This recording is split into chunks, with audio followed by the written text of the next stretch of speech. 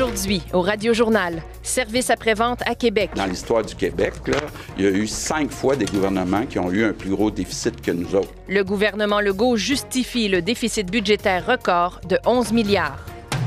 La fin annoncée d'un programme fort populaire au Québec. J'aurais pas acheté de voiture électrique si j'aurais pas cet incitatif. Quel impact aura l'abolition des subventions à l'achat d'un véhicule électrique? Et TikTok dans la mire des élus américains. La crainte est légitime que les données soient transférées entre des entités gouvernementales. L'application sera-t-elle bannie aux États-Unis?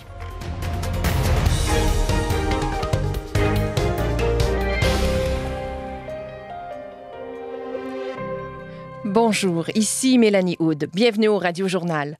Au lendemain du dépôt d'un budget rédigé à l'encre rouge foncé, l'heure est à la justification pour le gouvernement de la CAQ. Selon le premier ministre François Legault, ce sont des circonstances exceptionnelles qui ont entraîné un déficit de 11 milliards de dollars au Québec. Et d'autres, avant lui, auraient connu pire. Le compte-rendu de la journée avec Véronique Prince. François Legault n'y échappe pas à cette inévitable journée durant laquelle il tente de relativiser le déficit le plus élevé de l'histoire. En dollars, en chiffres absolus, précise-t-il. Dans l'histoire du Québec, là, il y a eu 5 fois des gouvernements qui ont eu un plus gros déficit que nous autres. Là. Mais il faut tenir compte de l'inflation, il faut tenir compte de la croissance du PIB. Des gouvernements avant lui, dans les années 80 et 90, ont généré un déficit plus gros qu'1,5 % du PIB.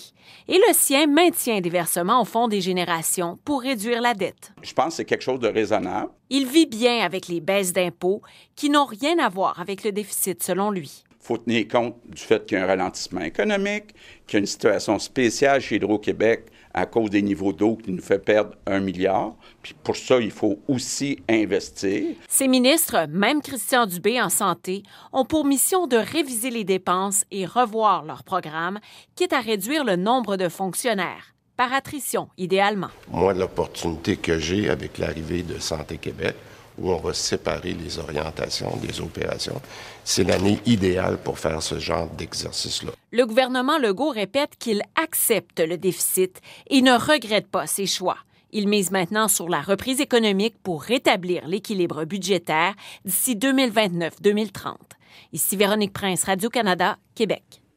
De son côté, le ministre de l'Environnement, Benoît Charette, a dû défendre la décision de Québec d'abolir le programme Rouler vert, qui offre des subventions de 7 000 $ pour l'achat de véhicules électriques. Si le retrait graduel de la mesure ne surprend pas certains experts, il inquiète ceux qui prônent la transition vers des voitures moins polluantes. Le reportage d'Éric Plouffe. J'en ai une depuis 2019. Cette femme a acheté un véhicule électrique, mais sans la subvention offerte par le gouvernement québécois, elle n'aurait pas fait ce choix. J'aurais pas acheté de voiture électrique si j'aurais pas cet incitatif. La Corporation des concessionnaires automobiles du Québec juge que l'abolition de la subvention est prématurée puisque la parité entre le prix d'un véhicule thermique et celui d'un véhicule électrique n'a pas encore été atteinte. Son président, Yann Samyushi. Le coût associé à l'achat d'un véhicule électrique va être plus dispendieux puisqu'on coupe un rabais qui ne pourra pas être compensé en tout par les promotions manufacturières. L'expert en électrification des transports et PDG de Mobilité électrique Canada, Daniel Breton, fait pour sa part remarquer qu'il y a un problème d'offre de véhicules d'entrée de gamme, donc d'abordabilité. Si on recule il y a 4-5 ans, il y avait effectivement des véhicules d'entrée de gamme électrique entre 28 et 40 000 $.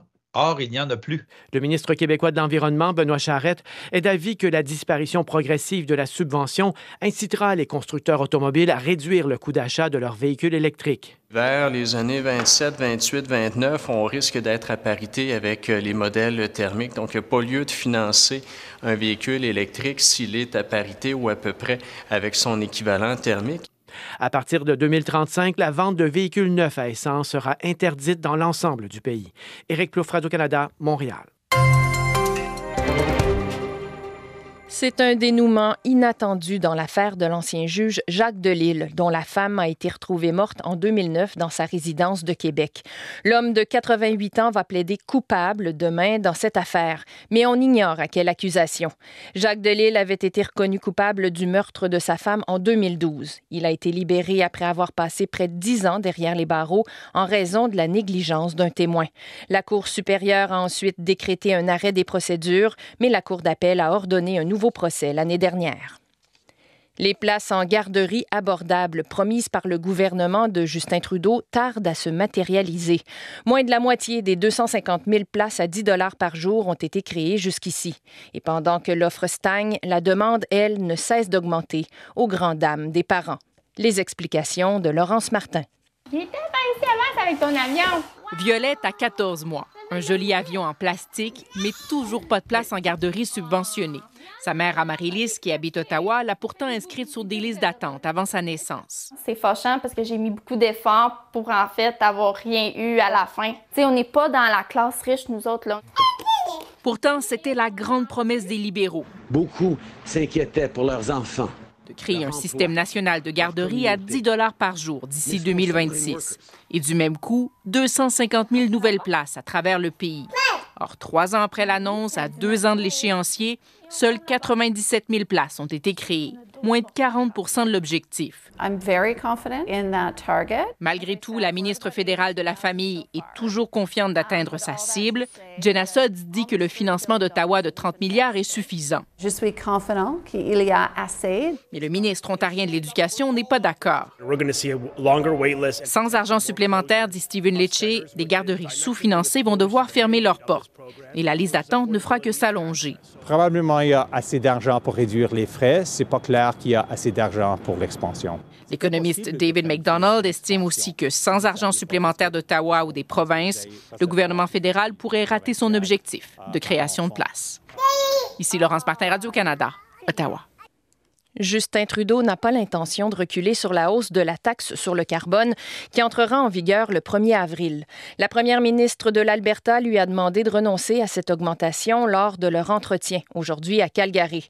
Danielle Smith a rappelé que les premiers ministres de 7 provinces veulent une suspension de la hausse annuelle, mais Justin Trudeau garde le cap.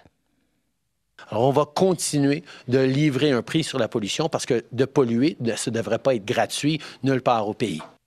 La taxe sur le carbone va passer de 65 à 80 $ la tonne le mois prochain. La mesure ne s'applique pas au Québec et en Colombie-Britannique, 2 provinces qui ont leur propre régime de réduction des émissions. Un rassemblement en hommage aux victimes de l'attaque au camion bélier, survenu il y a 1 an à Amqui, dans l'est du Québec, aura lieu ce soir. Le 13 mars 2023, un homme de 38 ans percutait avec sa camionnette 11 piétons qui marchaient en bordure de la route 132. 3 personnes ont été tuées. Les participants vont s'arrêter sur les lieux du drame et vont tenir une minute de silence pour se souvenir des victimes de l'attaque. Les jours de TikTok pourraient être comptés aux États-Unis. La Chambre des représentants a adopté aujourd'hui un projet de loi qui menace d'interdire le réseau social sur le territoire américain s'il ne coupe pas les ponts avec sa maison mère ByteDance, une entreprise chinoise. Le texte doit toutefois passer l'étape du Sénat pour entrer en vigueur. Comme l'explique Diana Gonzalez, des créateurs de contenu canadiens suivent de près ce qui se passe aux États-Unis. Le créateur de contenu canadien, Mark Gaetano, compte près de 5 millions d'abonnés sur TikTok sous le nom de Snacky Marky. Comme bien d'autres, il est présent sur d'autres plateformes, mais un éventuel bannissement de TikTok aux États-Unis serait un coup dur pour lui. Il dit que les Américains représentent 75% de ses abonnés. TikTok est dans le collimateur des autorités américaines depuis des années. Des politiciens font valoir que les relations entre Pékin et ByteDance, la maison mère de TikTok, posent des risques pour la sécurité nationale. Laurence Grondin-Robillard est doctorante en communication et chargée de cours à l'École des médias de l'UQAM. On a toujours eu cette crainte-là qui est donnée des utilisateurs américains, soit utilisés à mauvais escient par la Chine, et ça a perduré jusqu'à aujourd'hui, en 2024. TikTok assure que le gouvernement chinois n'a pas accès à ces données. Mais Laurence Grondin-Robillard apporte un bémol. On n'a pas eu de preuve du contraire non plus. Elle ajoute que le Canada partage les mêmes craintes que les États-Unis pour ce qui est des risques pour la sécurité. Ottawa a d'ailleurs interdit l'utilisation de TikTok sur les appareils appartenant au gouvernement fédéral. Aux États-Unis, d'autres tentatives pour interdire TikTok sur le territoire américain ont échoué, notamment en raison de préoccupations liées à la liberté d'expression. Ici, Diana Gonzalez, Radio-Canada, Montréal. C'est ce qui met fin au Radio-Journal. Pour d'autres nouvelles, consultez l'application Info de Radio-Canada. Au nom de toute l'équipe, bonne soirée.